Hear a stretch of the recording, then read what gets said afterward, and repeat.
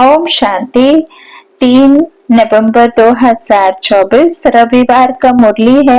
अव्यक्त बाप दादा की वाणी है। रिवाइज है 25/10/2002 मधुबन। ब्राह्मण जीवन का आधार प्यूरिटी की रॉयल्टी। आज स्नेह का सागर अपने स्नेही बच्चों को देख रहे हैं। चारों ओर के स्नेही बच्चे रूहानी सूक्ष्म डोरी में बंधे हुए अपने स्वीट होम में पहुंच गए हैं। जैसे बच्चे स्नेह से खिंचकर पहुंच गए हैं, वैसे बाप भी बच्चों के स्नेह की डोर में बंधा हुआ बच्चों के सम्मुख पहुंच गए हैं। बाप दादा देख रहे हैं कि चारों ओर के बच्चे भी दूर बैठे भी स्नेह में समाये हुए हैं। चाहे कोई जहां भी रह रहे हैं, बाबा कहते लेकिन मेरी याद में चारों ओर बैठ बच्चे समाये हुए हैं बाबा की स्नेह में। सम्मुख के बच्चों को भी देख रहे हैं और दूर बैठे हुए बच्चों को भी देख देख हर्षित हो रहे हैं। ये रूहानी अविनाशी स्नेह, परमात्मा स्नेह, आत्मिक स्नेह सारे कल्प में अभी अनुभव कर रहे हो। बाप दादा हर एक बच्चे की पवित्रता की रॉयल्टी देख रहे हैं। ब्राह्मण जीवन की रॉयल्टी ही प्यूरिटी है, तो हर एक बच्चे के सिर पर रूहानी रॉयल्टी की निशानी, प्यूरिटी की लाइट का ताज देख रहे हैं। आप सभी भी अपने प्यूरिटी का ताज, रूहानी रॉयल्टी का ताज देख रहे हो। पीछे वाले भी देख रहे हो कितनी शोभनीय ताजधारी सभा है ना पांडव? ताज चमक रहा है ना? ऐसी सभा देख रहे हो ना? कुमारियां, ताजधारी कुमारियां होना। बाप दादा देख रहे हैं कि बच्चों की रॉयल फैमिली कितनी श्रेष्ठ है। अपने अनादि रॉयल्टी को याद करो। जब आप आत्माएं परम धाम में भी रहती हो, तो आत्मा रूप में भी आपकी रूहानी रॉयल्टी विशेष है। सर्व आत्माएं भी लाइट रूप में हैं, लेकिन आपकी चमक सर्व आत्माओं में श्रेष्ठ है। याद आ रहा है परम धाम? अनादि काल से आपकी झलक फलक न्यारी है।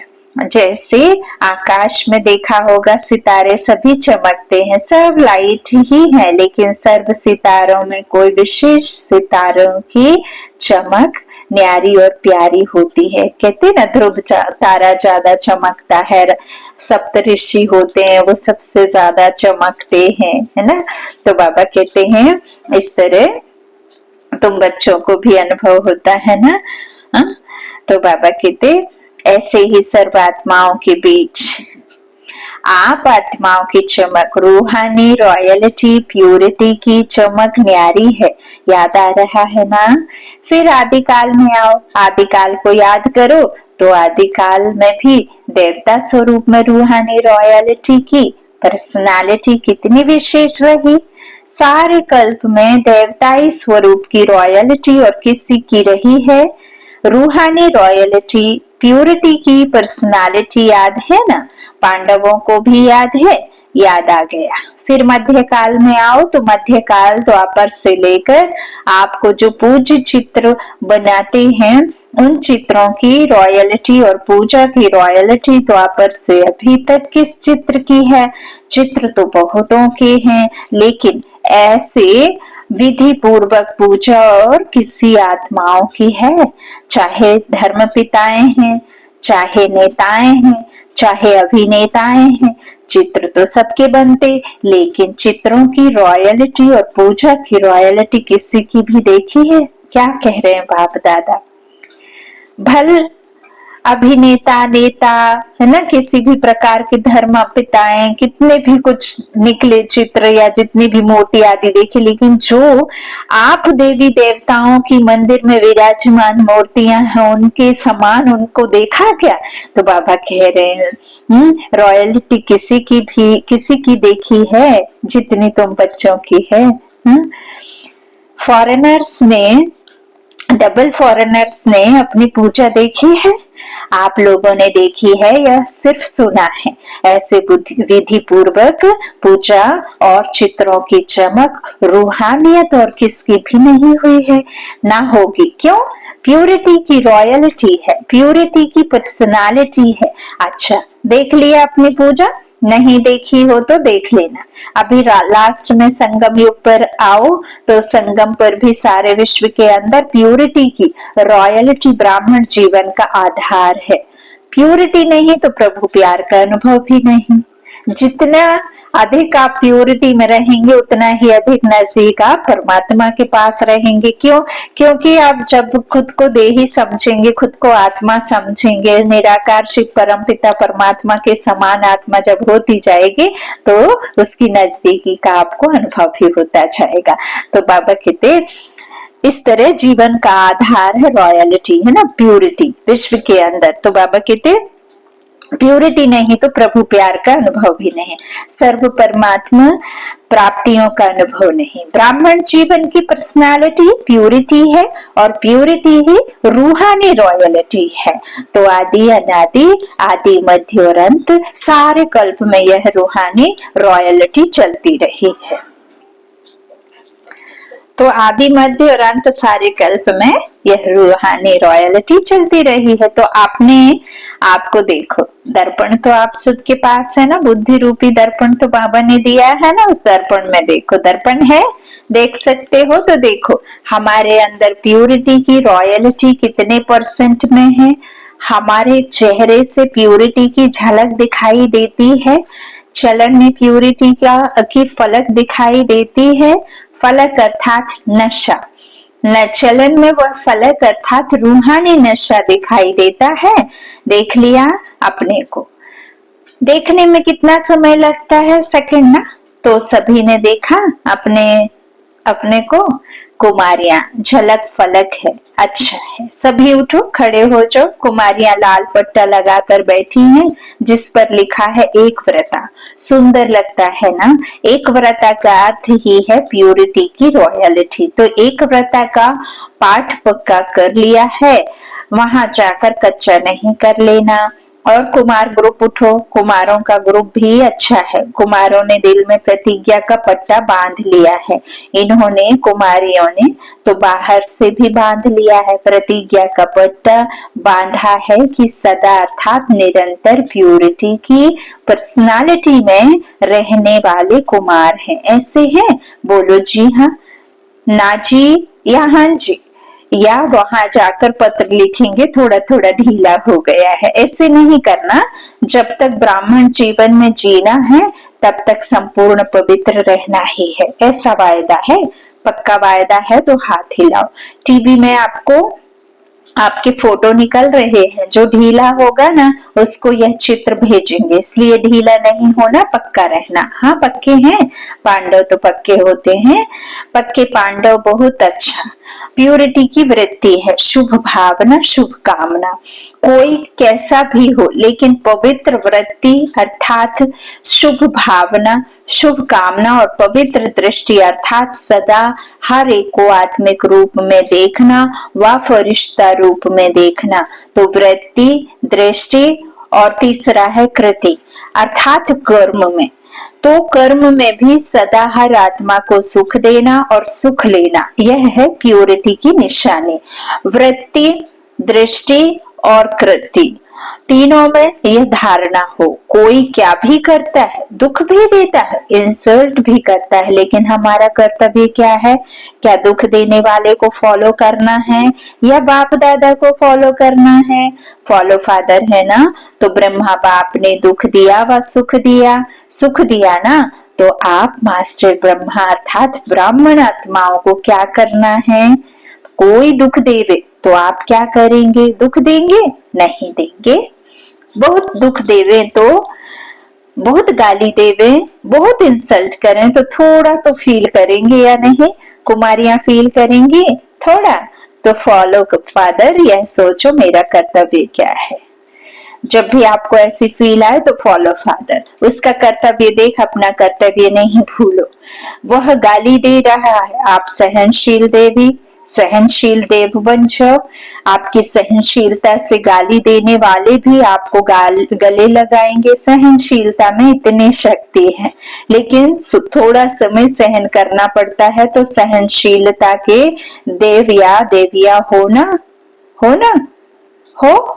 सदा यही स्मृति रखो, मैं सहनशील का देवता हूँ, मैं सहनशीलता की देवी हूँ। तो देवता अर्थात देने वाला दाता कोई गाली देता है, रिस्पेक्ट नहीं करता है, तो खिचड़ा है ना कि अच्छी चीज है, तो आप लेते क्यों हो? खिचड़ा को क्या रखते हैं घर में? क्यों लेते हो? खिचड़ा लिया जाता है क्या? कोई आपको खिचड़ा देवे तो आप लेंगे? हाँ, आपका मन, आपका दिमाग क्या डस्टबिन है? जो देगा वो भर लेंगे? हाँ, नहीं लेंगे ना। तो रिस्पेक्ट नहीं करता, इंसल्ट करता, गाली देता, आपको डिस्टर्ब करता, तो यह क्या है? अच्छी चीज है। फिर आप लेते क्यों हो? थोड़ा थोड़ा तो ले लेते हो, पीछे सोचते हो नहीं लेना था, तो अभी लेना नहीं। लेना अर्थात मन में धारण करना, फील करना। तो अपने अनादिकाल, आदिकाल, मध्यकाल, संगम काल, सारे कल्प के प्योरिटी की रॉयलिटी, पर्सनालिटी याद करो। कोई क्या भी करे, आपकी पर्सनालिटी को कोई छीन नहीं सकता। तो कोई भी कुछ भी कहे, कोई क्या भी करे ना, तो क्या करना है? फील करना। तो अपने अनादि, आदिकाल, मध्यकाल, संगम काल, सारे कल्प के प्योरिटी की रॉयलिटी, पर्सनालिटी याद करो। कोई क्या भी करे, आपकी पर्सनालिटी को कोई छीन नहीं सकता। यह रूहानी नशा है ना। और डबल फॉरेनर्स को तो डबल नशा है ना, डबल नशा है ना। सब बात का डबल नशा, प्यूरिटी का भी डबल नशा, सहनशील देवी देवता बनने का भी डबल नशा है ना डबल। सिर्फ अमर रहना, अमर भव का वरदान कभी नहीं भूलना। अच्छा, जो प्रवृत्ति वाले हैं अर्थात युगल, वैसे सिंगल रहते हैं, कहने में युगल आता है, वह उठो, खड़े हो जाओ। युगल तो बहुत हैं, कुमार कुमारियां तो थोड़े हैं। कुमारों से तो युगल बहुत हैं। तो युगल मूर्त बाप दादा ने आप सबको प्रवृत्ति में रहने के लिए डायरेक्शन क्यों दिया है? आपको युगल रहने की छुट्टी क्यों दी है? प्रवृत्ति में रहने की छुट्टी क्यों दी है जानते हो? क्योंकि युगल रूप में रहते इन महामंडलेश्वरों को पांव में झुकाना है इतनी हिम्मत? वह लोग कहते हैं कि साथ रहते पवित्र रहना मुश्किल है। पक्का है या कभी इजी कभी लेसी? इसलिए बाप दादा ने ड्रामा अनुसार आप सबको दुनिया के आगे, विश्व के आगे एग्जाम्पल बनाया है। चैलेंज करने के लिए तो प्रवृत्ति में रहते भी निवृत्त, अपवित्रता से निवृत्त रह सकते हो। तो चैलेंज करने वाले हो ना, सभी चैलेंज करने वाले हो। थोड़ा थोड़ा डरते तो नहीं हो, चैलेंज तो करें, लेकिन क्या पता नहीं क्या हो, तो चैलेंज करो विश्व को। क्योंकि नई बात यही है कि साथ रहते भी स्वप्न मात्र भी अपवित्रता का संकल्प नहीं आए। यही संगम युग के ब्राह्मण जीवन की विशेषता है। तो ऐसे विश्व के शोकेस में आप एग्जाम्पल हो, सैंपल कहो, एग्जाम्पल कहो। आपको देख करके सब में ताकत आएगी, हम भी बन सकते हैं। ठीक है ना? शक्तियां ठीक है, पक्के हो ना, कच्चे पक्के तो नहीं, पक्के। बाप दादा भी आपको देख करके खुश है, मुबारक हो। देखो कितने हैं, बहुत अच्छे। बाकी रही टीचर्स के बिना तो गति नहीं। टीचर्स उठो। अच्छा, पांडव भी अच्छे अच्छे हैं, वाह। टीचर्स की विशेषता है कि हर टीचर के फीचर से फ्यूचर दिखाई दे। कितना प्यारा। टीचर्स की विशेषता है कि हर टीचर के फीचर से फ्यूचर दिखाई दे, या हर एक टीचर के फीचर से फरिश्ता स्वरूप दिखाई दे। ऐसे टीचर्स हो ना, आप फरिश्तों को देखकर और भी फरिश्ते बन जाएं। देखो कितने टीचर्स हैं, फॉरेन ग्रुप में टीचर्स बहुत हैं। अभी तो थोड़े आए हैं, तो जो नहीं आए हैं उनको भी बाप दादा याद कर रहे हैं। तो ऐसे टीचर्स हो ना आप, फरिश्तों को देखकर और भी फरिश्ते बन जाएं। देखो कितने टीचर्स हैं, फॉरेन ग्रुप में टीचर्स बहुत हैं, अभी तो थोड़े आए हैं, जो नहीं आए हैं उनको भी बाप दादा याद कर रहे हैं। अच्छा है, अभी टीचर्स मिल करके यह प्लान बनाओ कि अपने चलन और चेहरे से बाप को प्रत्यक्ष कैसे करें। दुनिया वाले कहते हैं परमात्मा सर्वव्यापी है और आप कहते हो नहीं है, लेकिन बाप दादा कहते हैं कि अभी समय प्रमाण हर टीचर में बाप प्रत्यक्ष दिखाई दे तो सर्वव्यापी दिखाई देगा ना। जिसको देखे उसमें बाप ही दिखाई दे, आत्मा परमात्मा के आगे छिप जाए और परमात्मा ही दिखाई दे, यह हो सकता है। अच्छा, इसकी डेट क्या? डेट तो फिक्स होनी चाहिए ना, तो डेट कौन सी है इसकी? कितना समय चाहिए? अब से चालू करेंगे। अच्छी हिम्मत है। कितना समय चाहिए? 2002 चल रहा है, अभी तो 2000 कब तक? तो टीचर्स को यही अटेंशन रखना है कि बस अभी बाप के अंदर मैं समाई हुई दिखाई दूं, मेरे द्वारा बाप दिखाई दे। प्लान बनाएंगे ना, डबल विदेशी मीटिंग करने में तो होशियार हैं। अभी यह मीटिंग करना, इस मीटिंग के बिना जाना नहीं कि कैसे हम एक से बाप दिखाई दे। अभी ब्रह्म कुमारियां दिखाई देती हैं, ब्रह्म कुमारियां बहुत अच्छी हैं, लेकिन इनका बाबा कितना अच्छा है वह देखें, तभी तो विश्व परिवर्तन होगा ना। तो डबल विदेशी इस प्लान को प्रैक्टिकल शुरू करेंगे ना, करेंगे पक्का। अच्छा, तो आपकी दादी है ना, उसकी आशा पूर्ण हो जाएगी, ठीक है ना। अच्छा देखो डबल विदेशी कितने सेवाधारी हो, आपके कारण सबको याद प्यार मिल रहा है। बाप दादा को डबल विदेशियों से अच्छा तो नहीं कहेंगे, लेकिन स्पेशल प्यार है। क्यों प्यार है? क्योंकि डबल विदेशी आत्माएं जो सेवा के निमित्त बन गए हैं, वह विश्व के कोने कोने में बाप का संदेश पहुंचाने के निमित्त बने हुए हैं। नहीं तो विदेश की आत्माएं चारों की प्यासी रह जाती। अभी बाप को उलाहना तो नहीं मिलेगा ना कि भारत में आए, विदेश में क्यों नहीं संदेश दिया, है ना। पिता तो सबका है और नहीं देंगे संदेश तो फिर उलाहना मिलेगा। तो बाप का उलाहना पूरा करने के निमित्त बने हो।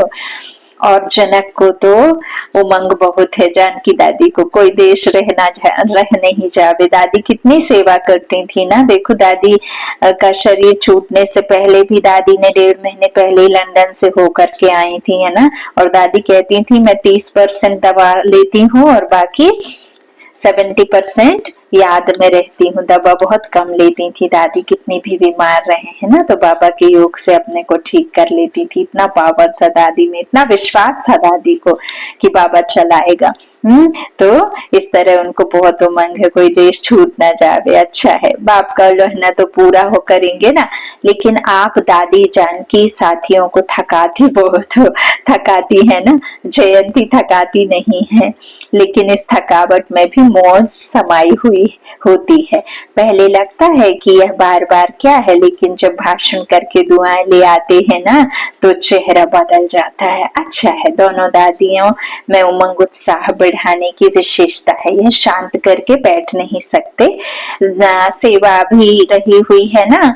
अगर नक्शा लेके देखो, चाहे भारत में चाहे विदेश में, अगर नक्शे में एक एक स्थान पर लाइट लगाते जाओ तो दिखाई देंगे कि अभी भी रहे हुए हैं। इसलिए बाप दादा खुश भी होते हैं और कहते भी है ज्यादा नहीं थकाओ। आप सब सेवा में खुश हो ना। अभी यह कुमारियां भी तो टीचर बनेंगी ना। जो टीचर हैं वह तो हैं ही, लेकिन जो टीचर नहीं है वह टीचर बन के कोई ना कोई सेंटर संभालेंगी ना। हेड्स बनेंगी ना। डबल विदेशी बच्चों को दोनों काम करने का अभ्यास तो है ही, जॉब भी करते हैं, सेंटर भी संभालते हैं, इसलिए बाप दादा डबल मुबारक भी देते हैं। अच्छा, चारों ओर के अति स्नेही अति समीप सदा आदिकाल के अब तक रॉयल्टी के अधिकारी, सदा अपने चेहरे और चलन से प्यूरिटी की झलक दिखाने वाले, सदा स्वयं को सेवा और याद में तीव्र पुरुषार्थ द्वारा नंबर 1 बनने वाले, सदा बाप के समान सर्वशक्ति सर्व गुण संपन्न स्वरूप में रहने वाले, ऐसे सर्व तरफ के हर एक बच्चे को बाप दादा का याद प्यार और नमस्ते नमस्ते नमस्ते। विदेश की मुख्य टीचर्स बहनों से सभी ने सेवा के प्लान अच्छे अच्छे बनाए हैं ना, क्योंकि सेवा समाप्त हो तब आपका राज्य आए। तो सेवा का साधन भी आवश्यक है, लेकिन मनसा भी हो, वाचा भी हो, साथ साथ हो। सेवा और स्व उन्नति दोनों ही साथ हों, ऐसी सेवा सफलता को समीप लाती है। तो सेवा के निमित्त तो हो ही, और सभी अपने अपने स्थान पर सेवा तो अच्छी कर ही रहे हो। बाकी अभी जो काम दिया है उसका प्लान बनाओ, उसके लिए क्या क्या स्वयं में व सेवा में वृद्धि चाहिए, एडिशन चाहिए, वह प्लान बनाओ। बाकी बाप दादा सेवाधारियों को देख करके खुश तो होते ही हैं, सभी अच्छे सेवा केंद्र उन्नति को पा रहे हैं ना। उन्नति है ना, अच्छा है, अच्छा हो रहा है ना, हो रहा है और होता रहेगा। अभी सिर्फ जो अलग अलग बिखरे हुए हैं उनके संगठन करके उन्हों को पक्का करो, प्रैक्टिकल सबूत सबके आगे दिखाओ। चाहे कोई भी सेवा कर सकते हो, भिन्न भिन्न प्लान बनाते हो, कर भी रहे हो, अच्छे चल भी रहे। अभी उन सभी का ग्रुप एक सामने लाओ, जो सेवा का सबूत सारे ब्राह्मण परिवार के सामने आ जाए, ठीक है ना। बाकी सभी अच्छे हो, अच्छे ते अच्छे हो, अच्छा। ओम शांति। वरदान, 3 स्मृतियों के तिलक द्वारा श्रेष्ठ स्थिति बनाने वाले अचल अडोल भव। बाप दादा ने सभी बच्चों को 3 स्मृतियों का तिलक दिया है। एक स्वा की स्मृति, मैं आत्मा, फिर बाप की स्मृति, परमात्मा, और श्रेष्ठ कर्म के लिए ड्रामा की स्मृति, ड्रामा भी बिंदी।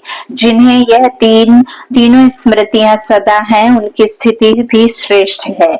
आत्मा की स्मृति के साथ बाप की स्मृति और बाप के साथ ड्रामा की स्मृति अति आवश्यक है, क्योंकि कर्म में अगर ड्रामा का ज्ञान है तो नीचे ऊपर नहीं होंगे। जो भी भिन्न भिन्न परिस्थितियां आती हैं उसमें अचल अडोल रहेंगे।